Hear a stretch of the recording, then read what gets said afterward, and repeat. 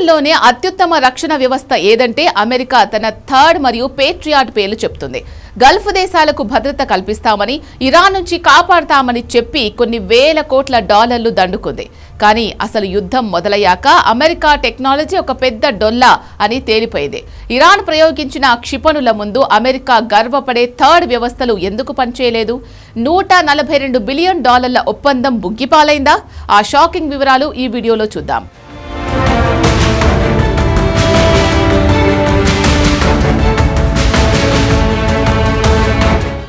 సంవత్సరాల తరబడి Lockheed Martin లాంటి అమెరికా రక్షణ సంస్థలు గల్ఫ్ దేశాలకు ఒక నమ్మకాన్ని అమ్మాయి. మా దగ్గర థర్డ్ ఉంది, పేట్రియాట్ PAC-3 ఉంది, వీటిని దాటుకొని ఈగ కూడా రాదు అని బిల్డప్ ఇచ్చారు. బాలిస్టిక్ క్షిపణులను వాటి చివరి దశలో కూల్చివేస్తామని ప్రచారం చేసి గల్ఫ్ దేశాల చేత $10 బిలియన్ల ఖర్చు చేయించారు. నిజానికి ఇది రక్షణ కోసం చేసిన ఏర్పాటు కాదు, అమెరికా ఆయుధ కంపెనీల జేబులు నింపుకోవడానికి చేసిన ఒక పెద్ద స్కామ్. సీన్ కట్ చేస్తే 2025 మే నెలలో అప్పటి అమెరికా అధ్యక్షుడు డొనాల్డ్ ట్రంప్ రియాద్లో వాలిపోయారు. అమెరికా చరిత్రలోనే అతిపెద్ద సైనిక ఒప్పందాన్ని కుదుర్చుకున్నారు. అక్షరాల $142 బిలియన్, అంటే మన ఇండియన్ కరెన్సీలో దాదాపు 12 లక్షల కోట్ల రూపాయల డీల్. ఇందులో థర్డ్ సిస్టమ్స్, అధునాతన పేట్రియాట్ క్షిపణులు, డ్రోన్లు ఉన్నాయి. ఇరాన్ భయం చూపించి సౌదీ అరేబియాకు ఈ తుప్పు పట్టిన సామాన్లన్నీ అంటగట్టారు.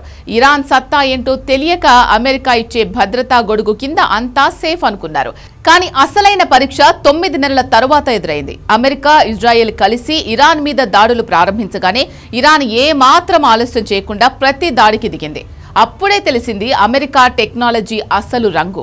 వేల కోట్లు పోసుకున్న థర్డ్ వ్యవస్థలు నిద్రపోయాయా, లేక ఇరాన్ క్షిపణుల వేగాన్ని అందుకోలేక చేతులెత్తేశాయా అంటే అవును అనే సమాధానం వినపడుతోంది.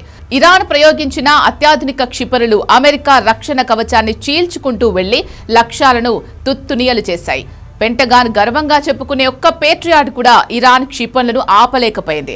థర్డ్ వ్యవస్థ క్షిపణులను వాటి చివరి దశలో కూల్చాలి, కానీ ఇరాన్ క్షిపణులు హైపర్సోనిక్ వేగంతో లేదా లో ఆల్టిట్యూడ్ అంటే తక్కువ ఎత్తులో రావడంతో ఈ రాడార్లు వాటిని గుర్తించలేకపోయాయి. పేట్రియాట్ PAC-3 బ్యాటరీలు కూడా ప్రేక్షక పాత్ర పోషించాయి. సౌదీ దగ్గర ఆయుధాలు లేక కాదు, ఉన్న ఆయుధాలు ఇరాన్ టెక్నాలజీ ముందు మొద్దుబారిపోయాయి. $142 బిలియన్ల సాయుధ డ్రోన్లు, భారీ ఆయుధ నిల్వలు ఉన్నా ఇరాన్ మెరుపు దాన్ని అవి కనీసం అడ్డుకోలేకపోయాయి. అమెరికా ఆయుధాలు కొంటూనే సౌదీ రాజులు 2023లోనే ఒక స్మార్ట్ గేమ్ ఆడారు. చైనా మధ్యవర్తిత్వంతో ఇరాన్తో దౌత్య సంబంధాలు పునరుద్ధరించుకున్నారు. 2001 నాటి భద్రతా ఒప్పందాన్ని మళ్లీ దుమ్ము దులిపి బయటకు తీశారు. అంటే అమెరికా గొడుగు ఎప్పుడైనా చిరిగిపోతుందని సౌదీకి ముందే తెలుసు. రియాద్ తన భద్రత కోసం కేవలం వాషింగ్టన్ వైపు చూడడం ఆపేసింది. ఈ విషయాన్ని ది న్యూయార్క్ టైమ్స్ పత్రిక కూడా ప్రముఖంగా రాసింది. అమెరికా ఆయుధ కంపెనీలకు బిలియన్లు ఇచ్చినా మనశ్శాంతి మాత్రం బీజింగ్ ఒప్పందంతోనే దొరుకుతుందని సౌదీ ఫిక్స్ అయిపోయింది. ఈ ఏడాది ఇరాన్పై దాడుల కోసం అమెరికా సన్నాహాలు చేస్తున్నప్పుడు సౌదీ గట్టిగా అడ్డు నిలిచింది.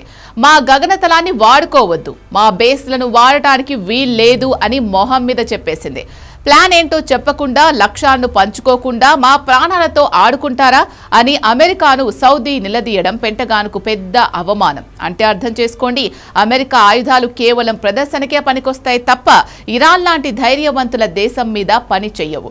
ఈ యుద్ధంతో ఇరాన్ తన సైనిక పటిమను ప్రపంచానికి చాటి చెప్పింది. అమెరికా నమ్ముకున్న టెక్నాలజీ ఫెయిల్ అయింది. వారి భద్రతా గొడుగు చిరిగిపోయింది. $142 బిలియన్ గంగలో పోసినట్టే అయింది. ఇప్పుడు గల్ఫ్ దేశాలు ఆలోచనలో పడ్డాయి. అమెరికా సామాన్లు నమ్ముకుంటే ప్రాణాలు గాల్లో కలవడం ఖాయమని అర్థం చేసుకున్నాయి. ఇరాన్ తన తెలివితేటలతో అగ్రరాజ్యం అమెరికాకు ఎలా చుక్కలు చూపించిందో అమెరికా ఇచ్చే గాలి వాగ్దానాలు ఇక చెల్లవు. అమెరికా ఆయుధాలు నిజంగానే ఫెయిల్ అయ్యాయా అనేది ఇప్పుడు ప్రధాన ప్రశ్న.